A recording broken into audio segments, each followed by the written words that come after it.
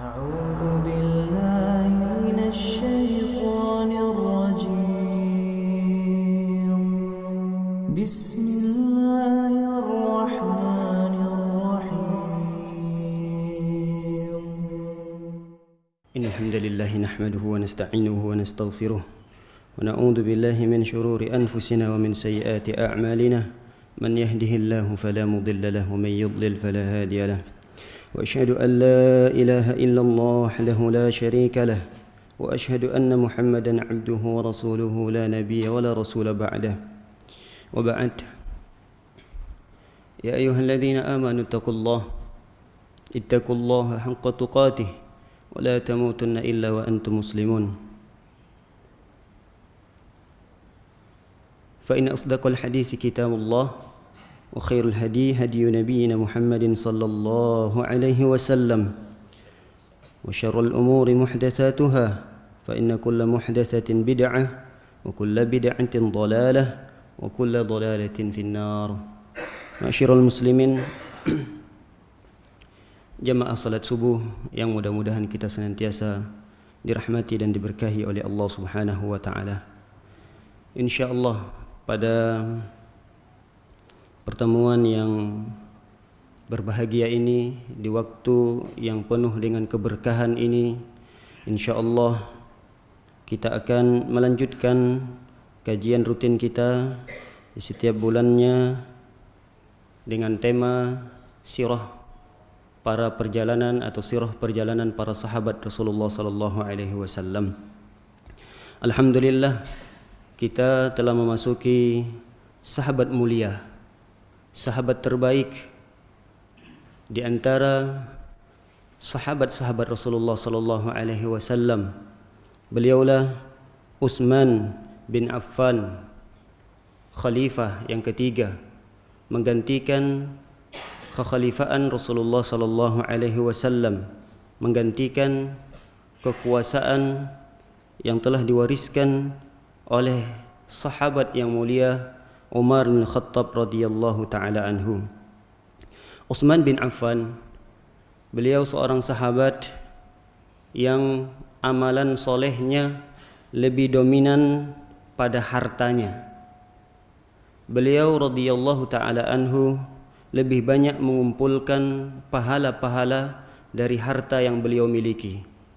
Beliau lebih dominan terhadap amalan-amalan yang dia bisa kumpulkan amalan tersebut atau pahala tersebut. Bahkan kata para ulama, beliau membeli surga Allah Subhanahu wa taala dengan harta yang beliau miliki. Di sini disebutkan oleh para ulama bahwasanya Utsman bin Affan termasuk sahabat Rasulullah SAW yang sukses, yang kaya raya, tajir, pedagang yang ulung. Bahkan beliau termasuk orang yang paling kaya di antara para sahabat-sahabat Rasulullah sallallahu alaihi wasallam. Utsman bin Affan, kata para ulama, disebutkan apa kunci bahwasanya Utsman bisa menjadi orang yang sukses, orang yang kaya? Jawabannya adalah beliau mengumpulkan harta beliau dari sumber yang halal, kemudian tidak ragu-ragu untuk menginfakkannya. Nanti akan kita jelaskan bagaimana amalan Utsman radhiyallahu taala anhu pada harta yang dia miliki. Para hadirin dimuliakan oleh Allah Subhanahu wa taala, sebelum kita membahas tentang beberapa keutamaan Utsman radhiyallahu taala anhu, kita mulai dari kelahiran beliau. Beliau lahir pada tahun ke-6 setelah terjadinya penyerangan terhadap kota Mekah yang disebut dengan Ashabul Fil, tentara bergajah. Berarti antara umur Utsman dengan Rasulullah SAW hanya beda 6 tahun. Karena Rasulullah SAW lahir pada tahun di mana tentara-tentara bergajah ingin menyerang Ka'bah. Persis di saat itulah Rasulullah SAW lahir. Adapun Utsman lahir 6 tahun setelahnya. Berarti tidak juga terlalu jauh dengan umur Abu Bakar. Abu Bakar hanya sekedar 2 tahun setelah terjadinya penyerangan Ka'bah dengan tentara-tentara bergajah. Para hadirin dimuliakan oleh Allah Subhanahu wa taala. Dari tahun ini menunjukkan bahwasanya di zaman jahiliyah belum ada ketentuan tahun. Nah, mulai adanya tahun itu adalah dimulai dari tahun Umar, kekhalifahan Umar radhiyallahu taala anhu, dimulai dengan hijrahnya Rasulullah sallallahu alaihi wasallam. Dulu mereka masih memakai bulan Rabiul Awal, Muharram, Safar dan yang lainnya. Akan tetapi mereka belum menentukan tahun keberapa. Hanya tahunnya mereka patokannya adalah di saat kejadian yang luar biasa terjadi pada diri mereka, maka itu menjadi patokan untuk mengenal tahun. Sehingga di sini juga dijelaskan tidak tahu tahun berapanya, akan tapi menjadi patokannya adalah tahun ke-6 setelah terjadinya penyerangan Ka'bah di saat itu oleh tentara yang bergajah. Para hadirin dimuliakan oleh Allah Subhanahu wa taala. Siapa nama ayah beliau? Ayah beliau, kata para ulama, Utsman namanya, kemudian ayahnya bernama Affan ibnu Abil As ibnu Umayyah ibnu Abdi Syam ibnu Abdi Manaf. Sekali lagi, nama ayahnya adalah Utsman bin Affan, berarti ayahnya adalah Affan, kemudian kakeknya Abil As, kemudian kakek yang keduanya adalah Umayyah, kakek ketiganya adalah Abdu Syams, kakek yang kelimanya adalah Abdu Manaf. Abdu Manaf ini nanti akan bertemu dengan kakek ketiganya Rasulullah sallallahu alaihi wasallam. Nama ibunya Arwa bintu Quraiz bin Rabi'ah bin Habib bin Abdi Syams bin Abdi Manaf. Jadi ayah dan ibunya ini satu keturunan pada nenek atau pada kakek yang keempat. Artinya mereka ini adalah saling bersaudara, tapi saudaranya jauh ke atas. Nanti keturunan ini juga bertemu dengan Rasulullah sallallahu alaihi wasallam. Rasulullah sallam Muhammad bin Abdullah bin Abdul Muttalib bin Hashim, kemudian bin Abdi Manaf. Berarti ketemu keturunannya atau silsilah keturunannya bertemu dengan Rasulullah sallallahu alaihi wasallam. Jadi Utsman dengan Rasulullah sallam juga termasuk saudara karena memang ketemu nenek moyang mereka di Abdu Manaf, Kunya Utsman bin Affan. Kunya ini kalau dalam bahasa Arab adalah setiap nama yang diawali Abu atau Ummu, ini kunyah dalam bahasa Arab.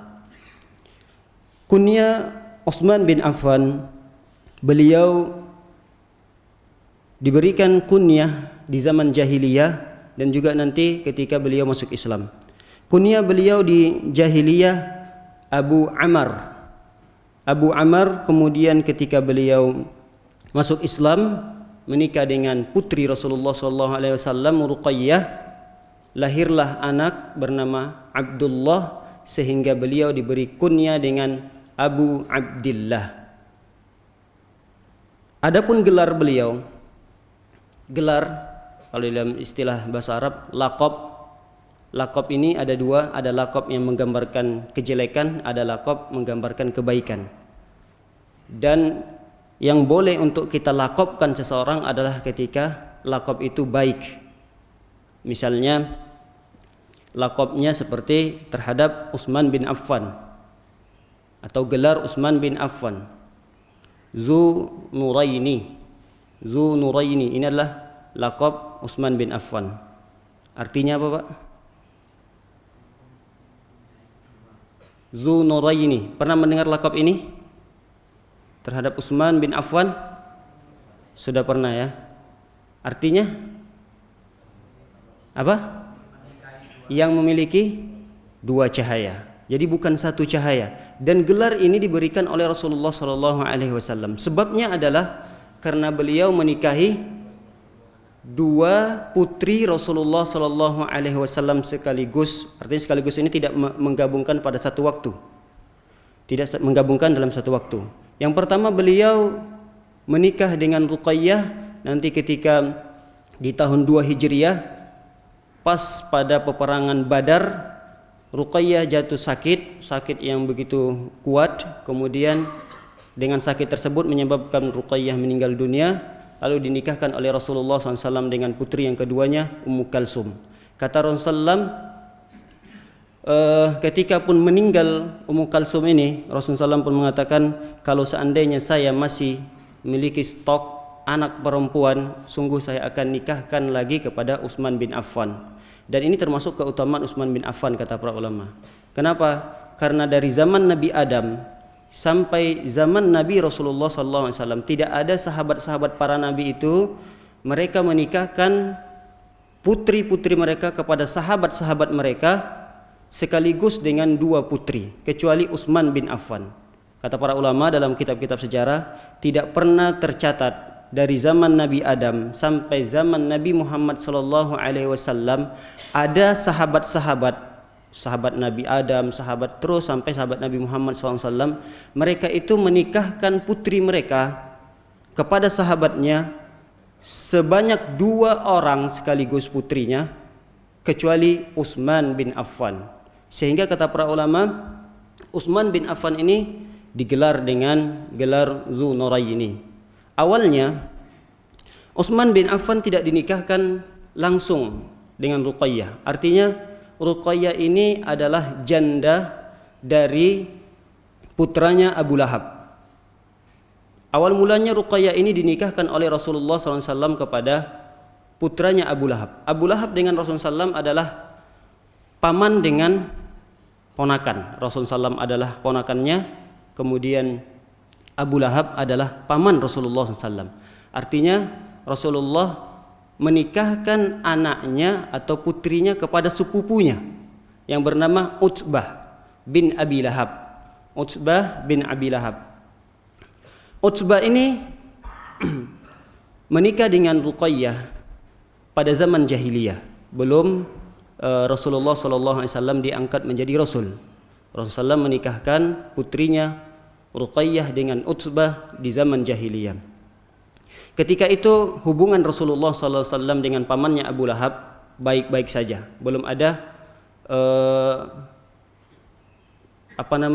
belum ada renggang atau retaknya hubungan persaudaraan di antara mereka. Dan renggang serta retaknya hubungan persaudaraan antara Nabi Muhammad dengan pamannya Abu Lahab adalah ketika Rasulullah SAW diangkat menjadi Rasul. Ketika diangkat menjadi Rasul, puncak kemarahan Abu Lahab, paman Rasulullah SAW sendiri, paman kandung Rasulullah SAW, puncak kemarahannya terhadap keponakannya ini adalah manakala Rasulullah SAW mengumpulkan orang-orang Quraisy di sebuah bukit disebut dengan bukit dinamakan oleh para ulama, bukit tersebut adalah bukit Tuhban atau Budhan. Bukit Budhan. Bukit Budhan ini adalah pusat perkumpulan orang-orang Quraisy manakala ingin menyampaikan informasi penting. Kalau sekarang mungkin informasi penting itu bisa kita dapatkan melalui media-media. Tapi di zaman dahulu untuk mendapatkan suatu informasi penting harus berkumpul di tempat ini, dan orang yang ingin menyampaikan informasi tersebut harus naik ke bukit ini. Rasulullah SAW naiklah ke bukit ini dan berteriak memanggil orang-orang Quraisy untuk berkumpul di sekitar bukit ini. Ketika dipanggil oleh Rasulullah SAW dan orang-orang Quraisy ketika itu berkumpul, termasuklah yang berkumpul setelah paman Rasulullah SAW Abu Lahab ini. Lalu Rasulullah SAW bersabda, "Ara'aitum idza haddastukum annal adu musbihukum aw mumsikum atusaddiquni?" Kata Rasulullah SAW, "Wahai orang-orang Quraisy, bagaimana pendapat kalian kalau seandainya aku menceritakan kepada kalian bahwasanya musuh-musuh kalian akan menyerang kalian pada pagi hari atau menyerang kalian di waktu sore hari? Apakah kalian akan membenarkan aku?" Mereka menjawab, "Na'am." Qalu na'am. Mereka menjawab, "Iya, kami akan membenarkan engkau wahai Muhammad." Kata Rasulullah SAW, "Inni nazirun baina yadayi azabillahi." Kata Rasulullah, "Sungguh aku sekarang telah diutus oleh Allah Subhanahu wa taala untuk memberikan peringatan kepada kalian dari azab Allah Subhanahu wa taala. Alla tusyriku bihi syai'a, hendaklah kalian untuk tidak mensyirikkan Allah, tidak menduakan Allah Subhanahu wa taala, dan beribadah sajalah hanya kepada Allah Subhanahu wa taala. Lalu di antara orang-orang Quraisy ketika itu yang pertama sekali menjawab sanggahan ini adalah pamannya sendiri. Tabban laka ya Muhammad, alihadza jama'tana. Kata Abu Lahab mengatakan, celakalah engkau wahai Muhammad, apakah karena ini engkau mengumpulkan kami? Artinya apakah karena urusan ini engkau ingin mengumpulkan kami, engkau ingin menjauhkan kami dari agama nenek moyang kami? Tabban laka ya Muhammad, celakalah engkau wahai Muhammad. Lalu ketika ucapan itu keluar dari mulut Abu Lahab, turunlah ayat. Kata para ulama, ayat tersebut adalah surah Al-Masad atau surah Al-Lahab yang diawali dengan tabbat yada abi lahabin wa tab. Celakalah kedua tangan Abu Lahab dan celakalah ia. Nah, para hadirin dimuliakan oleh Allah Subhanahu wa taala. Ayat ini turun berkaitan dengan kisah di mana Abu Lahab ingin mengutuk Rasulullah sallallahu alaihi wasallam, akan tetapi kutukan itu kembali kepada Abu Lahab. Bahkan di ayat setelahnya, ma aghna anhu maluhu wa ma kasab. Kata Allah Subhanahu wa taala, nanti di hari kiamat Abu Lahab, harta dan anaknya tidak akan dapat menyelamatkannya. Karena Abu Lahab itu berkeyakinan bahwasanya seandainya dia salah, seandainya dia banyak dosanya, dia mengira bahwasanya azab Allah Subhanahu wa taala bisa dibayar, bisa dia tebus dengan harta yang dia miliki, bahkan dengan anak yang dia miliki. Ternyata kata Allah Subhanahu wa taala, ma aghna anhu maluhu wa ma kasab. Sesungguhnya wahai Abu Lahab, tidak berguna kelak harta-hartamu dan anak-anakmu untuk kamu tebuskan dari azab Allah Subhanahu wa taala. Sayasla naran dzata lahab, bahkan engkau wahai Abu Lahab akan dimasukkan oleh Allah Subhanahu wa taala ke dalam api neraka yang menyala-nyala. Terus para hadirin muliakan oleh Allah Subhanahu wa taala, tentu setiap istri jika ada suaminya yang disakiti, apalagi dikutuk, bahkan kutukan itu diabadikan oleh Allah Subhanahu wa taala di dalam Al-Qur'an, pasti setiap istri tidak akan ridho, tidak akan rela melihat suaminya akan dibaca ayat tersebut oleh kaum muslimin dan diketahui oleh kaum muslimin tentang Abu Lahab. Lalu istrinya karena tidak senang dengan hal tersebut, dia komplain kepada Nabi Muhammad sallallahu alaihi wasallam. Lalu dia mengatakan bahwasanya, apa yang kau lakukan wahai Muhammad? Itu adalah pamanmu. Kenapa engkau mengutuk pamanmu? Dan engkau jadikan itu menjadi sebuah surat yang akan dibaca oleh kaum muslimin. Lalu kata Allah Subhanahu wa taala, termasuk istrinya Ummu Jamil, istrinya Abu Lahab ini bernama Ummu Jamil pun termasuk dikutuk oleh Allah Subhanahu wa taala dalam ayat ini. Wa mar'atuhu hammalatal hatab. Bahkan istrinya pun karena ikut-ikutan membela suaminya dalam menghalang-halangi dakwah Rasulullah sallallahu alaihi wasallam, bukan hanya menghalang-halangi di sini dalam bentuk ucapan saja, bahkan gangguan Ummu Jamil pun terhadap Rasulullah sallallahu alaihi wasallam sudah sampai pada tingkat gangguan fisik. Setiap kali Rasulullah SAW ingin melewati sebuah jalan, kata para ulama, jalan tersebut ditaburi duri oleh istrinya Ummu Jamil ini. Sehingga kata Allah Subhanahu wa taala tentang istrinya Abu Lahab ini pun, wamra'atuhu hammalatal hatab. Bahkan istrinya Abu Lahab ini bernama Ummu Jamil pun akan dimasukkan oleh Allah Subhanahu wa taala dalam neraka bersama Abu Lahab dengan memikul-mikul kayu bakar. Artinya istrinya pun ikut membakar Abu Lahab karena dia tolong menolong di dalam menghalang-halangi Rasulullah atau dakwah Rasulullah sallallahu alaihi wasallam, ikut membantu suaminya dalam hal menghalangi dakwah Rasulullah sallallahu alaihi wasallam. Para hadirin dimuliakan oleh Allah Subhanahu wa taala, gangguan ini atau intimidasi terhadap Rasulullah sallallahu alaihi wasallam tidak hanya terbatas pada Rasul sallallahu alaihi wasallam saja. Kalau mungkin secara fitrah atau secara akal sehat manusia, kalau kita miliki masalah dengan seseorang, mungkin kita akan mencukupkan diri dengan seseorang tersebut. Tapi beda dengan orang-orang jahiliyah di saat itu. Kalau memang permasalahan mereka hanya kepada Rasulullah SAW, berarti jangan diikut pautkan atau disangkut pautkan dengan keluarga Rasulullah SAW. Tapi yang terjadi di sini adalah khususnya di kekeluargaan Rasulullah SAW, pada keluarganya Abu Lahab ini, Rasulullah SAW selain disakiti fisiknya, kemudian keluarganya pun ikut tersakiti. Di antaranya adalah putri Rasulullah SAW yang bernama Ruqayyah. Yang tadinya Ruqayyah ini dinikahkan dengan putra Abu Lahab yang bernama Utbah atas dasar cinta, atas dasar suka, bukan atas dasar paksaan, bukan atas dasar tawaran dari Rasulullah SAW. Karena memang Utbah ini menyukai putri Rasulullah SAW. Akan tetapi karena kebencian yang membabi buta dari Abu Lahab, sampai-sampai Abu Lahab memaksa putranya Utbah untuk menceraikan istrinya, yaitu Ruqayyah, putri Rasulullah SAW. Dan penderitaan ini dirasakan juga oleh keluarga Rasulullah SAW sekaligus istri Rasulullah SAW, yaitu Khadijah.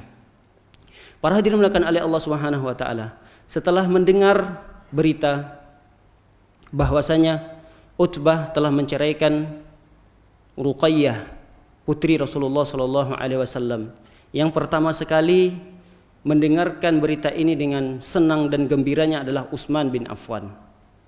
Kenapa? Karena dalam riwayat itu dijelaskan bahwasanya termasuk orang yang mengharapkan untuk bersanding dengan Ruqayyah ini adalah Utsman bin Affan.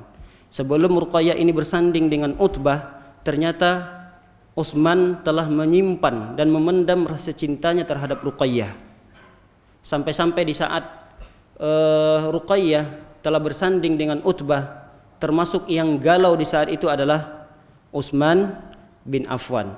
Dan kegalauan Utsman bin Affan di saat itu terlihat, dan sampai-sampai dia curhat kepada bibinya yang bernama, bibinya kalau tidak salah namanya adalah Su'dah binti Quraiz. Inilah bibi Utsman bin Affan, curhat kepada bibinya tentang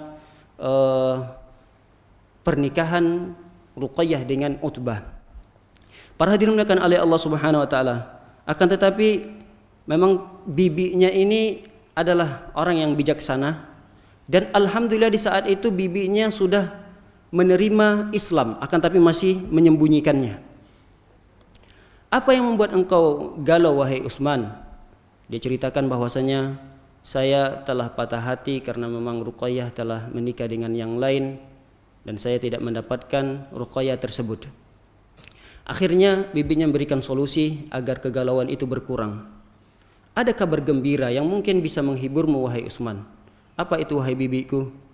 Kata bibinya menjawab, kabar gembira tersebut adalah adanya seorang rasul, seorang utusan yang telah diutus oleh Allah Subhanahu wa taala di kota Mekah ini, membawa kebenaran untuk menyeru bahwasanya Allah lah yang berhak untuk disembah, dan hendaklah orang-orang meninggalkan segala berhala-berhala yang menjadi tandingan-tandingan Allah Subhanahu wa taala.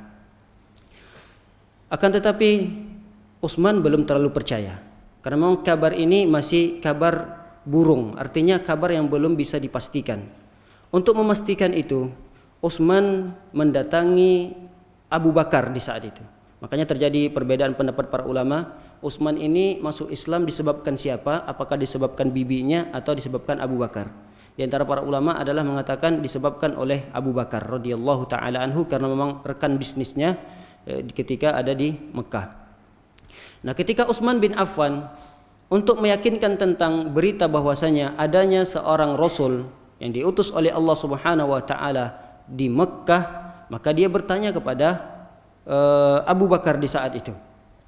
Wahai Abu Bakar, apakah engkau mendengar sebuah berita, sebuah kabar tentang adanya seorang rasul yang diutus oleh Allah Subhanahu wa taala di kota Mekah ini?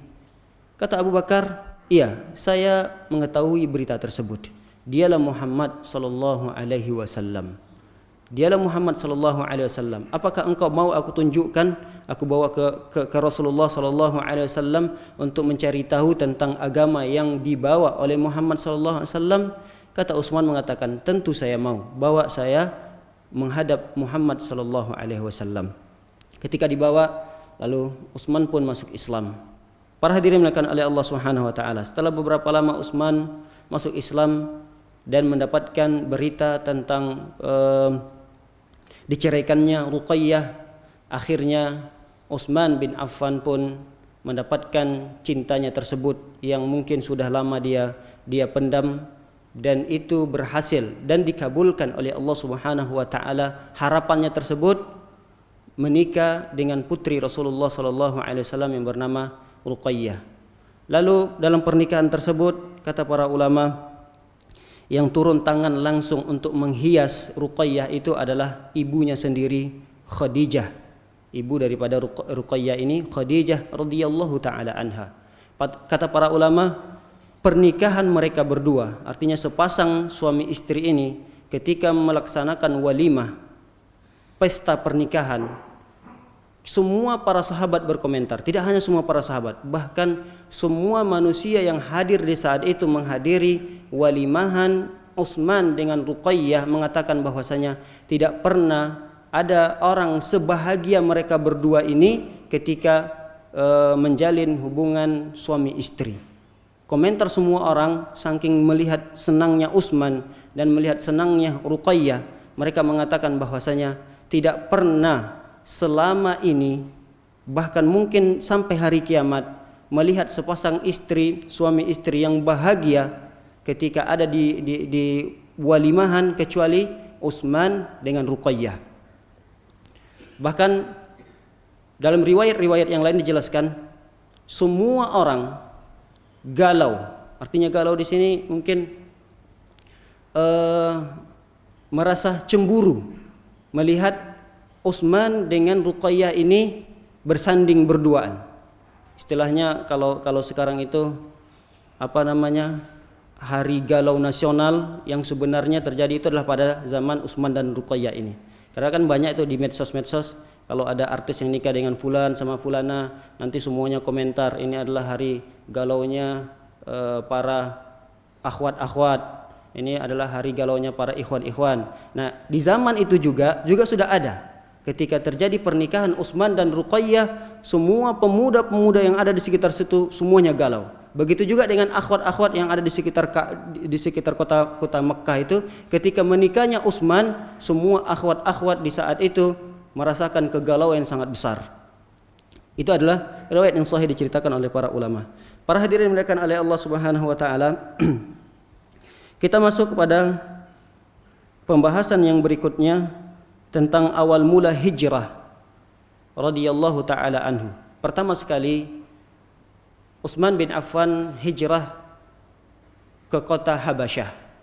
Sekarang ini disebut kota atau negara Ethiopia yang berseberangan dengan Yaman. Yaman berdampingan. Kalau dengan Mekah agak jauhan. Ketika itu hijrah pertama sekali, ada beberapa orang dari kalangan sahabat, ada 16 orang, diantaranya adalah Utsman dengan istrinya tercinta Ruqayyah. Sebab mereka hijrah adalah karena mereka tidak kuat lagi dengan gangguan, intimidasi, bahkan siksaan dari orang-orang kafir Quraisy terhadap orang-orang muslim di kota Mekkah di saat itu. Apakah Utsman di saat itu pun termasuk orang yang diganggu, yang disiksa? Kata para ulama, iya. Bahkan yang menyiksa Utsman langsung adalah pamannya sendiri. Pamannya sendiri yang mengazab, menyiksa Utsman. Agar apa? Agar ia kembali kepada agama nenek moyang mereka dan meninggalkan agama Rasulullah sallallahu alaihi wasallam. Paman beliau bernama Al-Hakam. Al-Hakam bin Abil As. Kalau Utsman tadi ayahnya adalah Affan. Affan dengan Hakam ini adalah adik kakak, adik berabang. Kemudian karena saking kesalnya dengan Utsman, Hakam ini habis-habisan menyiksa Utsman. Lalu Utsman tentu tidak kuat dengan perlakuan keluarganya sendiri, sehingga Rasulullah SAW mengizinkan Utsman beserta istrinya dan beberapa sahabat yang lain untuk hijrah meninggalkan kota Mekah untuk menyelamatkan agama mereka. Dan termasuk Raja Habasyah ini walaupun dia Nasrani, akan tetapi memang keadilannya yang luar biasa dan berikan kebebasan terhadap para rakyatnya untuk memeluk agama apa saja dan tidak mengganggu sama sekali terhadap keyakinan para rakyatnya. Bahkan kalau ada orang yang ingin berhijrah ke sana, ingin menyelamatkan agamanya pun, Raja Habasyah ini tetap menerima orang-orang tersebut, termasuk menerima Utsman beserta dengan para sahabat-sahabat yang lainnya. Dari sinilah awal kenapa nanti Raja Najasyi itu masuk Islam tanpa diketahui oleh rakyat-rakyatnya, karena memang secara diam-diam para sahabat yang hijrah ke sana langsung berkomunikasi dengan rajanya, lalu rajanya tertarik dengan Islam. Maka Raja Najasyi atau raja dari negara Habasyah ini masuk Islam tanpa sepengetahuan rakyat-rakyatnya, dan beliau meninggal dunia tapi tidak disolatkan oleh rakyat-rakyatnya karena memang tidak mengetahui bahwasanya Raja Najasyi ini telah masuk Islam. Makanya ada nanti syariat dari Rasulullah SAW salat gaib.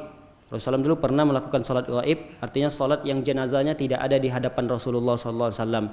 Dan itu pertama sekali terjadi ketika Rasulullah SAW menyolati Raja Najasyi yang meninggal dunia dan Rasulullah SAW mendapatkan kabar tersebut. Nah, inilah awal mula disyariatkannya salat gaib tersebut, karena memang tidak ada yang menyolatkan Raja Najasyi di tempat di mana dia meninggal. Sehingga Rasulullah SAW bersama para sahabat-sahabatnya pun berdiri untuk menyolatkan Raja Najasyi, padahal mayatnya atau jenazahnya tidak ada di hadapan Rasulullah SAW. Disebut dengan salat gaib. Para hadirin dimuliakan oleh Allah Subhanahu wa taala. Kita masuk kepada keutamaan Utsman bin Affan.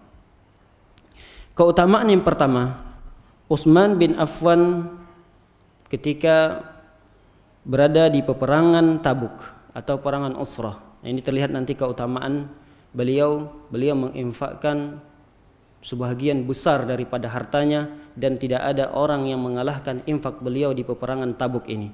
Peperangan Tabuk ini diistilahkan oleh para ulama adalah Ghazwatul Usrah, peperangan yang sangat sulit sekali, karena peperangan ini terjadi di musim kemarau di mana kaum muslimin menderita kelaparan, bahkan makanan pokok saja sangat sulit untuk dicari di saat itu.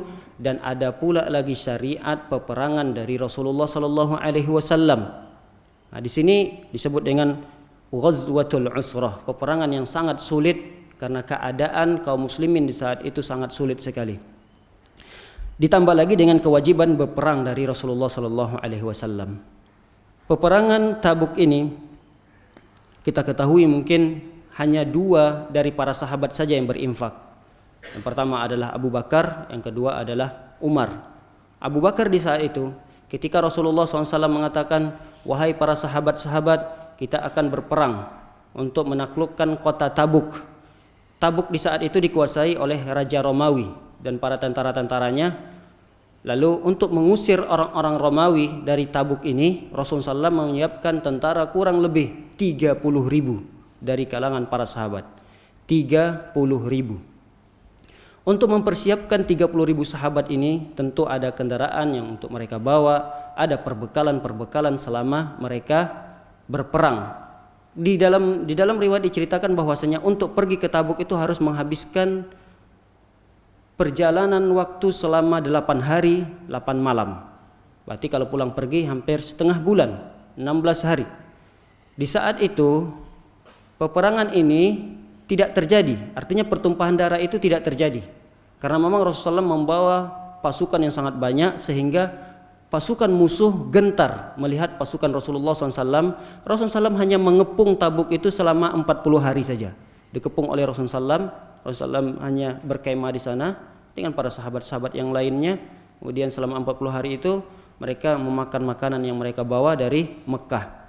Nah, para hadirin dimuliakan oleh Allah SWT, untuk mempersiapkan kendaraan-kendaraan onta dan sejenisnya seperti kuda, bahkan makanan-makanan pokok tersebut, Rasulullah SAW patungan dengan para sahabat-sahabat yang lainnya. Rasulullah SAW memberikan motivasi kepada para sahabatnya. Wahai para sahabat-sahabatku, kita akan melakukan peperangan Tabuk atau peperangan Usrah. Siapa di antara kalian yang ingin berinfak? Ketika itu Umar yang pertama sekali tergerak hatinya, langsung berlari pergi ke rumah untuk membawa separuh daripada hartanya. Mendatangi Rasulullah SAW, ya Rasulullah, ini harta saya infakkan untuk persiapan peperangan Usrah atau peperangan Tabuk. Kata Rasulullah SAW, wahai Umar, apa yang kau lakukan sangat bagus sekali. Tapi engkau telah didahului oleh Abu Bakar. Abu Bakar telah menginfakkan seluruh daripada hartanya. Ini sering kita ulang-ulang bahwasanya seluruh dari harta ini adalah seluruh harta yang siap di saat itu untuk diinfakkan. Artinya Abu Bakar masih punya rumah, Abu Bakar di saat itu masih punya kebun, Abu Bakar masih memiliki bisnisnya. Ini tidak diinfakkan oleh Abu Bakar di saat itu. Kata para ulama, sekitar infak Abu Bakar radhiyallahu taala anhu di peperangan Usrah tersebut kira-kira 4.000 dirham. 4.000 itu 4.000 dirham.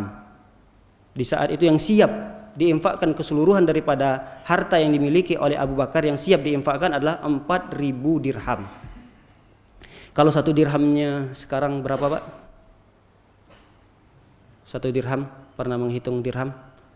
Kalau dulu dirham itu dapat beli seekor ayam lah. Kalau sekarang seekor ayam berapa kira-kira? Kira-kira aja 50 ribuan ya Pak. Seekor ayam 50 ribuan. Jadi kita cari ayam yang tidak terlalu murah banget, tidak juga terlalu mahal. Anggaplah 50 ribu. 50 ribu kali 4 ribu berapa? 400 juta. 200 juta. 4 ribu kali 50 ya, 200 juta. Kira-kira kalau uang kita sekarang yang siap diinfakkan langsung diambil oleh Abu Bakar di saat itu adalah 200 jutaan. Itu hanya kira-kira ingin mendekati pemahaman saja supaya kita tergambar uang rupiah kita berapa. 200 juta langsung diinfakkan oleh Abu Bakar pada Rasulullah sallallahu alaihi wasallam. Dan tidak hanya dua sahabat ini. Kita hanya mengenal dua sahabat ini saja. Ternyata sambungan daripada hadisnya sangat panjang sekali.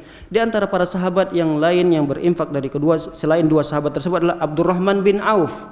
Abdurrahman bin Auf kita juga tahu bahwasanya beliau termasuk sahabat yang kaya raya, pedagang yang sukses, bahkan ketika datang hijrah ke Madinah tidak membawa sepeser uang pun dia minta kepada para sahabat-sahabat untuk ditunjukkan pasar tanpa memiliki modal sepeser pun.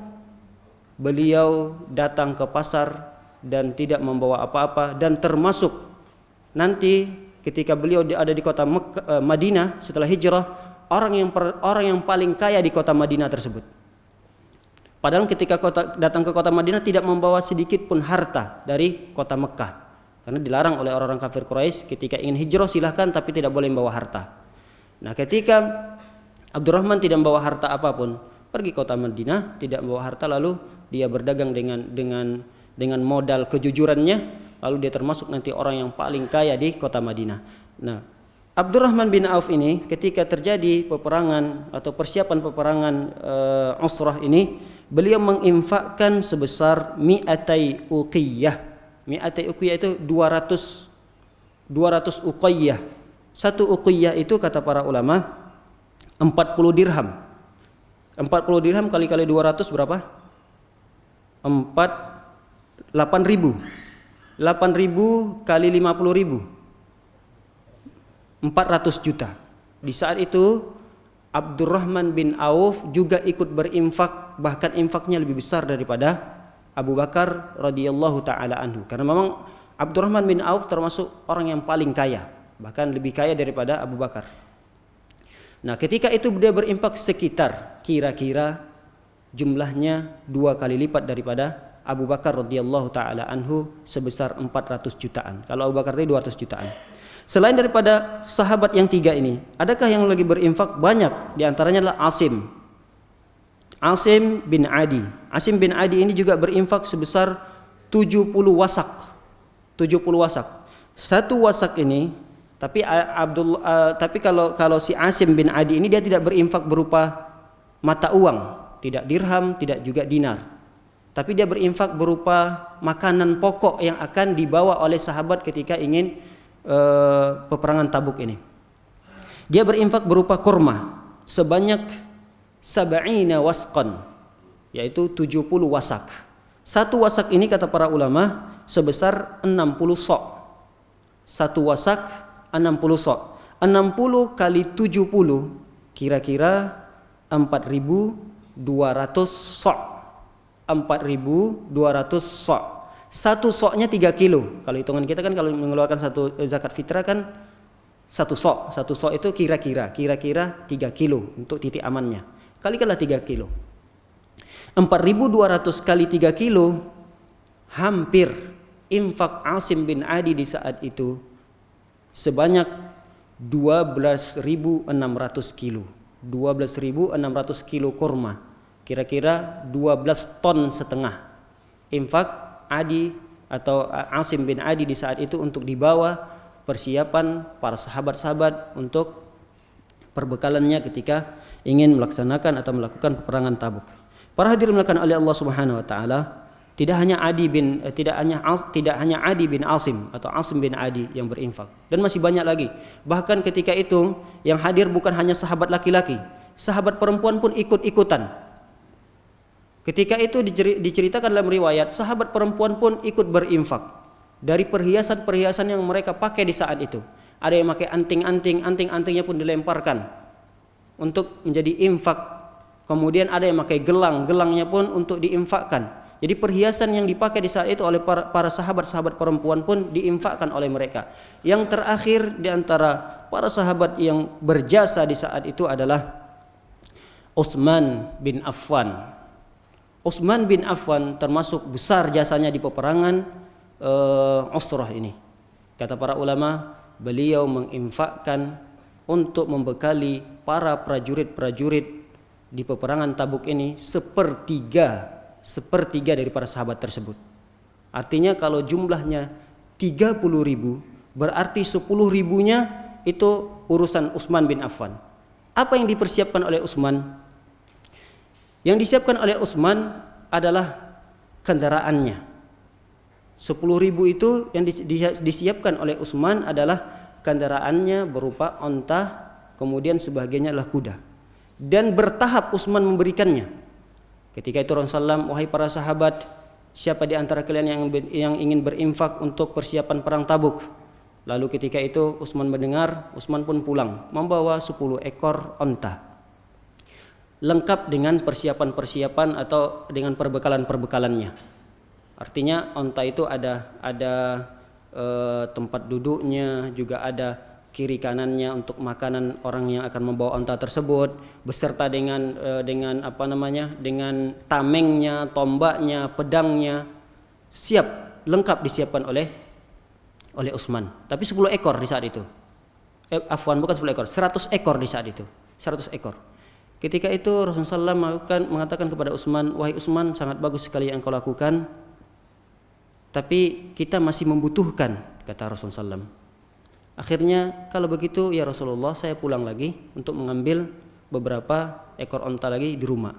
Lalu Utsman pun datang menghadap Rasulullah SAW dan membawa 100 ekor berikutnya. Itu sudah 200 ekor.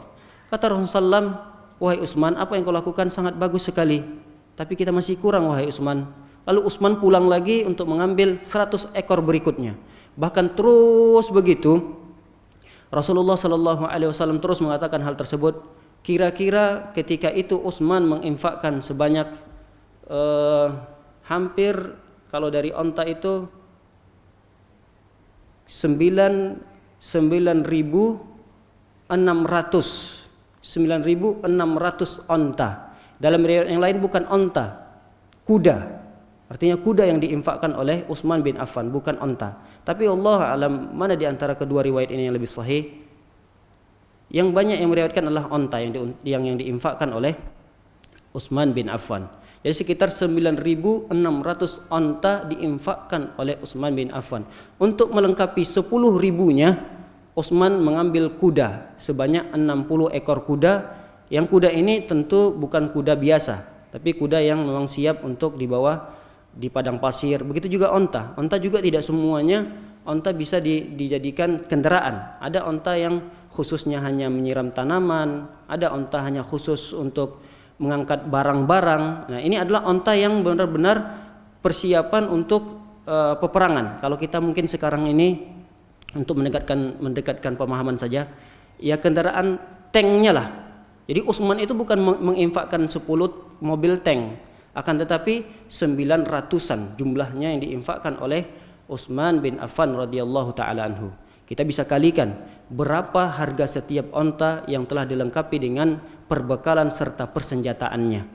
Mungkin tidak bisa kita menghitungnya. Anggaplah satu ekornya dikalikan 100 juta sekarang ini. 100 juta lengkap dengan perbekalan serta perlengkapan peperangannya. 100 juta. Yang diinfakkan bukan 10, bukan 100, akan tapi hampir 10.000 yang diinfakkan oleh Utsman bin Affan. Sehingga kata para ulama, Utsman mewakili infaknya terhadap peperangan ini 1/3 daripada kebutuhan Rasulullah sallallahu alaihi wasallam. Dalam riwayat yang lain, Utsman tidak hanya menginfakkan, mempersiapkan kendaraan-kendaraannya saja. Bahkan kata para ulama, Utsman juga menginfakkan berupa dinar sebanyak 1000 dinar. 1000 dinar itu 1000 dinar. 1000 dinar. 1000 dinar sekarang 1 dinar berapa juta, Pak? 1 dinar berapa juta?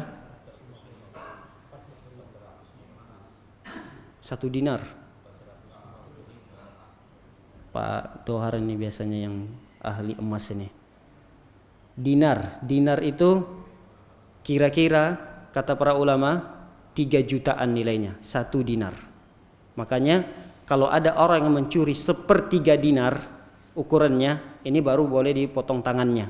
Jadi kalau dibawa daripada itu tidak boleh dipotong tangannya. Kira-kira 1 dinar itu 3 jutaan uang dinar. Yang diinfakkan berapa tadi? 1000 dinar. 1000 kali 3 berapa? Ya kira-kira 3 miliaran lah yang siap diinfakkan oleh Utsman di saat itu. Para hadirin dimuliakan oleh Allah Subhanahu wa taala, ketika melihat luar biasanya infak Utsman bin Affan terhadap peperangan Usrah ini, Rasulullah sallallahu alaihi wasallam berkomentar dengan 2 komentar. Kata beliau, ma 'alal Utsman ma 'amila ba'da hazihi. Sungguh apapun yang dilakukan Utsman setelah ini tidak akan membahayakannya. Artinya kalau ada kesalahan-kesalahan Utsman, baik itu yang besar apalagi yang kecil, itu tidak akan membahayakannya dengan infaknya atau amalan yang begitu besar. Artinya kesalahan-kesalahannya itu akan terhapusi dengan kebaikan yang begitu besar. Dalam ungkapan yang lain kata Rasulullah, ma darra ibnu Affan ma amila ba'dal yaum yuraddiduha miraran. Rasulullah SAW mengulang-ulangnya. Kalimat ini diulang-ulang oleh Rasulullah, ma darra ibnu Affan, tidak akan ada yang membahayakan Utsman bin Affan setelah hari ini. Maksudnya adalah apapun kesalahan yang terjadi pada Utsman itu tidak akan menyebabkan Utsman terkena mudarat atau bahaya, apalagi disebabkan masuk ke neraka. Tidak akan mungkin kata Rasulullah SAW dengan amalan yang begitu besar. Ma darra ibnu Affan, tidak akan membahayakan setelah hari ini Utsman bin Affan apa yang dilakukan oleh Utsman bin Affan.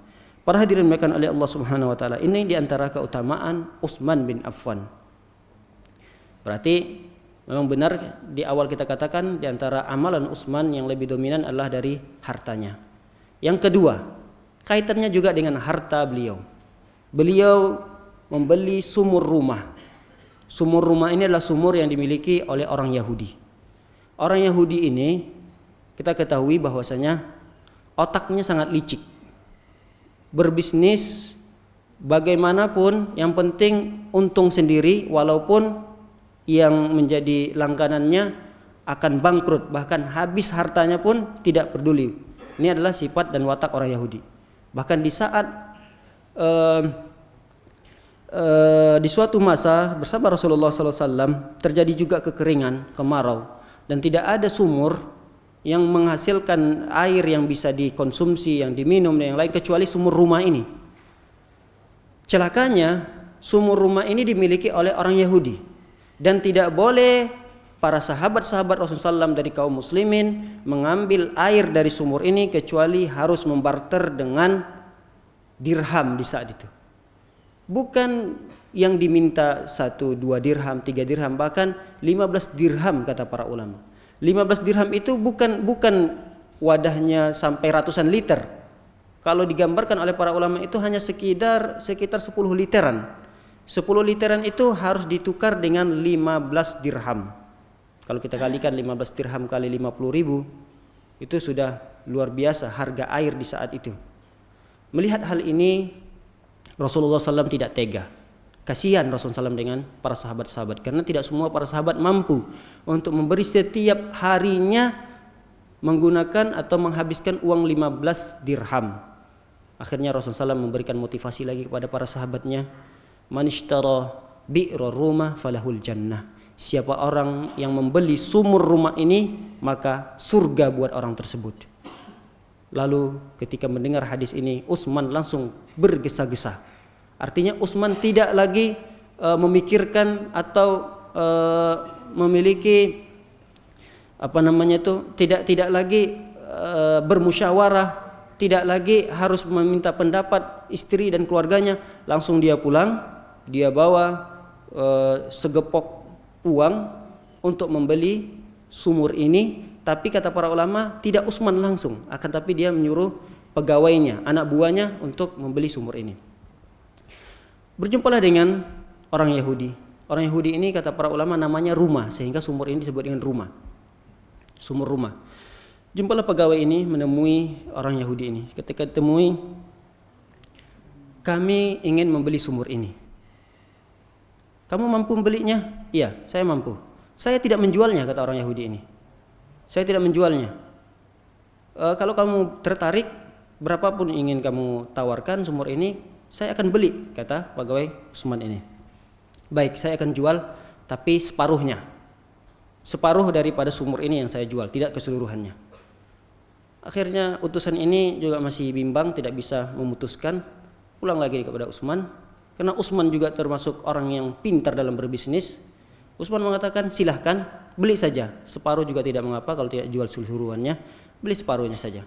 Kata utusan ini pun datang dan membeli separuh daripada sumur tersebut. Sumur tersebut dijual oleh orang Yahudi ini sebesar 35,000,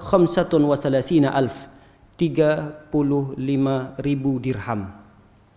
Setengah sumur dibeli oleh Utsman sebesar 35.000 dirham. 35.000 kali 50.000 saja itu kira-kira 1M, 750 juta. Harga sumur di saat itu sungguh tidak masuk akal, dibeli oleh Utsman sebesar 1M setengah lebih. Tidak masuk akal, tapi karena memang ini adalah sabda Rasulullah SAW, man ishtara bi'ra rumah falahul jannah. Siapa orang yang ingin membeli sumur rumah ini, maka surga buatnya. Artinya secara tidak langsung Rasulullah SAW, siapa ingin beri surga, belilah sumur ini. Ini yang dipahami oleh Utsman bin Affan. Langsung dibeli oleh Utsman bin Affan di saat itu. Hari pertama, hari kedua, dan ada perjanjian di antara Utsman tentunya dengan orang Yahudi ini.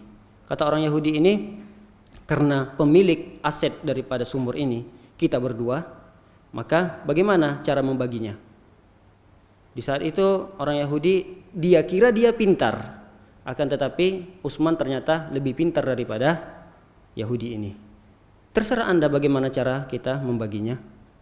Dia kira Utsman ingin berdagang dari itu. Dia kira Utsman ingin juga berdagang, ingin menyaingi dia. Ternyata Utsman tidak bermaksud ingin berdagang dari sumur tersebut. Bahkan dia wakafkan, ternyata dia wakafkan untuk kaum muslimin. Hari pertama itu adalah bagian daripada orang Yahudi.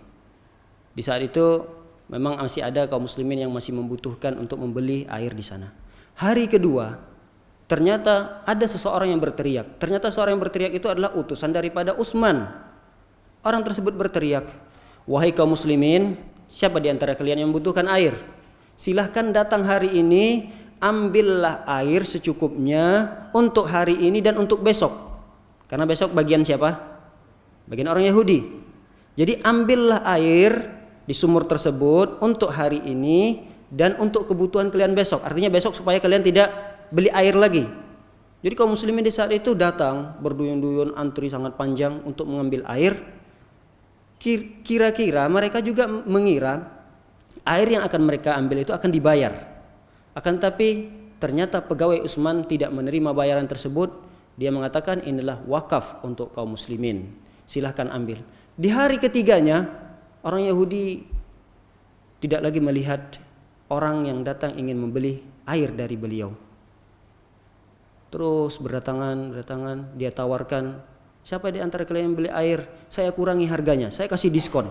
Yang tadinya 15 dirham, sekarang saya turunkan menjadi 10 dirham. Silahkan, ayo beli. Di saat itu kaum muslimin hanya berkumpul tapi tidak membeli apapun, hanya berkumpul saja melihat kekhawatiran orang Yahudi ini. Akhirnya di hari keempatnya kaum muslimin mengambil air lagi karena inilah jatahnya Utsman untuk diambil kecukupan hari ini dan besoknya. Keesokan harinya kaum muslimin juga datang ke sumur itu tapi tidak membeli, hanya melihat saja dan bahkan dalam riwayat itu mereka malah bermegah-megahan menunjukkan bahwasanya untuk hari ini pun kami masih ada air. Bahkan mereka ketika itu meminumnya dengan banyak, mereka usapkan ke muka mereka. Dilihat oleh orang Yahudi tersebut, kalian tidak mau beli air lagi, saya berikan diskon. Yang tadinya 10 sudah saya turunkan 10 dirham, sekarang saya turunkan lagi menjadi 5 dirham. Tapi di saat itu tidak ada kaum muslimin yang membeli lagi. Akhirnya orang Yahudi ini merasa rugi, bangkrut.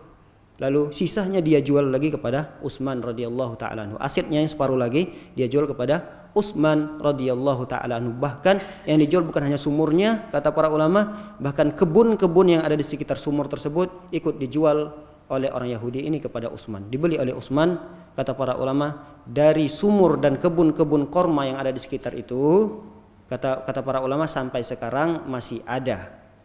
Apanya? Sumurnya, apa kebunnya? Kata para ulama, aset dari hasil itu dikembangkan oleh kerajaan sampai saat ini.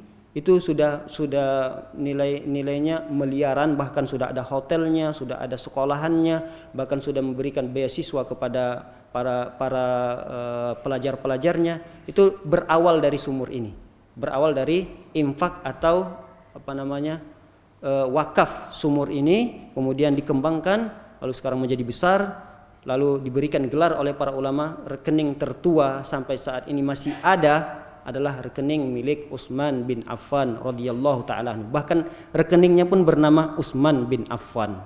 Saat ini masih ada dan masih terus dikembangkan oleh kerajaan aset tersebut. Para hadirin dimuliakan oleh Allah Subhanahu wa taala, ini adalah keutamaan yang kedua yang dimiliki oleh Utsman bin Affan. Beliau membeli sumur dengan harga yang di luar akal manusia. Ada juga keutamaan ketiga. Keutamaan ketiga ini kita ringkas saja. Beliau berniaga dengan Allah Subhanahu wa taala dengan keuntungan yang sangat besar dari Allah. Perniagaan tersebut berawal dari zaman yang begitu juga mencekik, zaman kemarau yang luar biasa, untuk mendapatkan makanan sangat sulit sekali. Tapi ini bedanya bukan di zaman Rasulullah, tapi di zaman kekhalifahan Abu Bakar.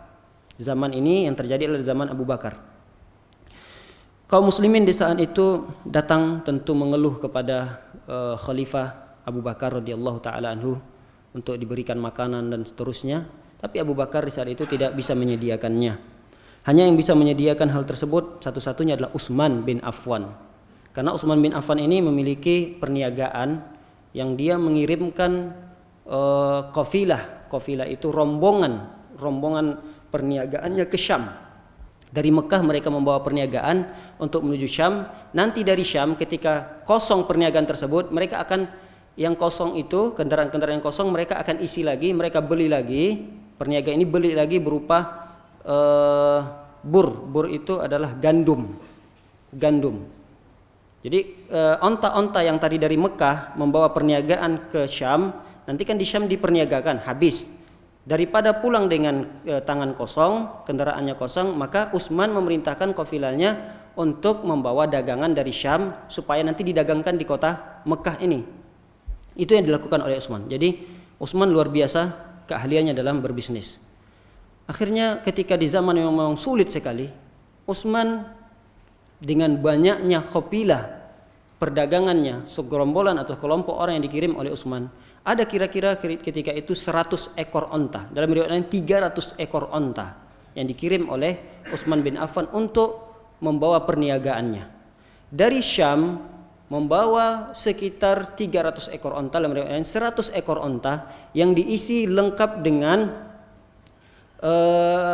per ekor ontanya itu anggaplah kata para ulama kira-kira 150 kilogram gandum.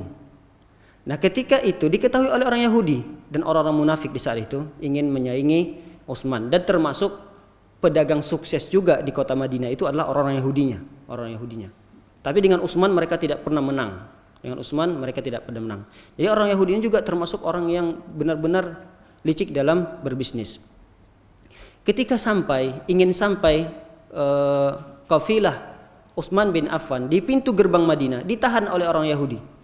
Apa yang kalian bawa? Kami membawa perniagaan Utsman bin Affan. Oh, ini perniagaan Utsman bin Affan. Berapa dia mau jual? Saya tidak tahu. Mungkin kamu bisa langsung bernegosiasi dengan Utsman. Akhirnya dia jumpain Utsman. Utsman mengatakan, kamu mau beli barang dagangan saya? Iya, saya akan jualkan nanti di pasar. Jadi kamu tidak perlu repot lagi ke pasar. Biar jualkan kepada saya. Nanti saya menjualkan ke pasar. Kira-kira kamu mau nawar berapa? 10-nya 12 untuk kamu. Artinya kalau 10, 12 untuk kamu, ya kira-kira 20% untuk kamu. Sepertinya saya tidak mau jual. Kalau begitu 10, 15 untuk kamu. Saya ambil barang kamu 10, nanti kembalinya 15. Artinya 50% buat kamu. Sepertinya saya juga tidak mau dan saya tidak tertarik dengan tawaran tersebut. Wahai Utsman, kata orang Yahudi ini, kamu jual kepada siapa lagi? Tidak ada pedagang-pedagang di sekitar Madinah ini selain kami. Maksudnya orang-orang Yahudi. Mereka juga punya komunitas pedagang-pedagang orang Yahudi. Jadi kamu wahai Utsman mau jual kepada siapa lagi? Tidak ada yang mungkin bisa membeli barang sebanyak ini. Tidak ada pedagang yang bisa mampu membeli barang sebanyak ini kecuali kami ini. Kamu jual kepada siapa? Ketika itu Utsman, karena memang tahu keadaan kaum muslimin saat itu kelaparan, tidak ada makanan, sulit mencarinya. Akhirnya dipanggillah kaum muslimin untuk mengambil dan bagi-bagi setiap ratusan daripada setiap onta tadi membawa gandum. Suruh oleh Utsman ambil secukupnya, bahkan habis dibagikan, diwakafkan oleh Utsman radhiyallahu taala anhu. Ketika itu Utsman berkata kepada orang Yahudi, kalian tahu siapa yang mampu membeli ini di atas harga kalian? Kata Utsman bin Affan, dialah Allah Subhanahu wa taala. Allah Subhanahu wa taala membeli 100 kali lipat daripada apa yang kalian tawarkan. Allah Subhanahu wa taala berfirman, masalul ladzina yunfikuna amwalahum fi sabilillahi kamathali habbah. Orang yang menginfakkan hartanya di jalan Allah Subhanahu wa taala itu diibaratkan satu benih. Fi kulli mi'atu habbah. Masalul ladzina yunfikuna amwalahum fi sabilillah kamathali habbah ambatat sab'a sanabila. Satu benih tersebut akan menghasilkan 7 cabang. Dan setiap cabang tersebut akan membuahkan 100 benih lagi. Berarti kalau 100 kali 7, 700. Allah Subhanahu wa taala membeli lebih besar daripada apa yang kalian tawarkan, maka saya jual hal ini kepada Allah Subhanahu wa taala yang tawarannya lebih jauh daripada kalian. Ketika itu orang Yahudi semuanya terpelongo, tercengang dan kaget melihat apa yang dilakukan oleh Utsman bin Affan ini. Para hadirin dimuliakan oleh Allah Subhanahu wa taala, sangat banyak sekali keutamaan-keutamaan Utsman yang luar biasa yang dimiliki atau apa yang dilakukan oleh Utsman radhiyallahu taala anhu. Mudah-mudahan yang sedikit ini apa yang kita sampaikan dapat memberikan pelajaran kepada kita. Sesungguhnya harta yang kita infakkan tidak akan membuat kita bangkrut. Bahkan sebaliknya, Rasulullah SAW mengatakan, umfik alaik. Kata Rasulullah berdasarkan hadis qudsi, wahai umatku, amfik, berinfaklah kalian.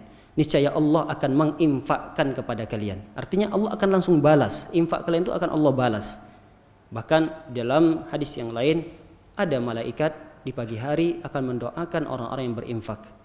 Kata Rasulullah dalam hadis yang disebutkan, Allahumma a'ti mumfiqan khalafah, Allahumma a'ti mumsikan talafah.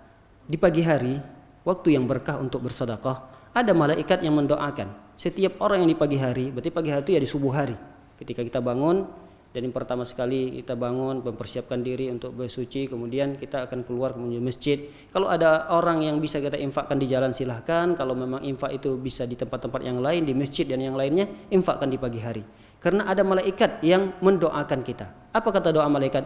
Allahumma a'ti munfiqan khalafa. Ya Allah, ini orang yang berinfak ya Allah, berikanlah balasannya, gantinya ya Allah. Gantinya di sini bisa jadi di dunia ini dan bisa juga di akhirat. Tapi kata para ulama, kalau sudah ganti berarti di dunia ini. Sebaliknya doa malaikat juga terhadap orang yang menahan hartanya untuk tidak diinfakkan. Allahumma a'ti mumsikan talafa. Ya Allah, ini orang di pagi hari jangankan 1000, jangankan 100, 50.000, 5.000 juga pun tidak dikeluarkan untuk pagi ini. Allahumma a'ti mumsikan talafa. Ya Allah, hancur leburkanlah hartanya ya Allah. Walaupun dia terlihat dia mungkin banyak hartanya, punya mobil, punya rumah, akan tapi keberkahan daripada harta tersebut tidak didapatkan oleh orang ini. Bisa jadi hartanya itu tidak diberkahi oleh Allah Subhanahu wa taala karena memang menahan hartanya untuk tidak diinfakkan. Oleh karenanya para hadirin yang dimuliakan oleh Allah Subhanahu wa taala, sekali lagi luar biasanya apa yang dilakukan oleh Utsman dan begitu besarnya infak beliau tersebut tidak membuat beliau langsung bangkrut. Bahkan bisnisnya pun semakin berkembang dan terus besar. Ketika beliau mendapatkan harta, langsung sebagian besar daripada keuntungan itu dia infakkan untuk kepentingan kaum muslimin. Billahi taufik wal hidayah. Wa sallallahu ala nabiyyina Muhammadin wa ala alihi wa sahbihi wasallam ajma'in. Subhanakallahumma bihamdika asyhadu an la ilaha illa anta astaghfiruka wa atubu ilaik. Assalamualaikum warahmatullahi wabarakatuh.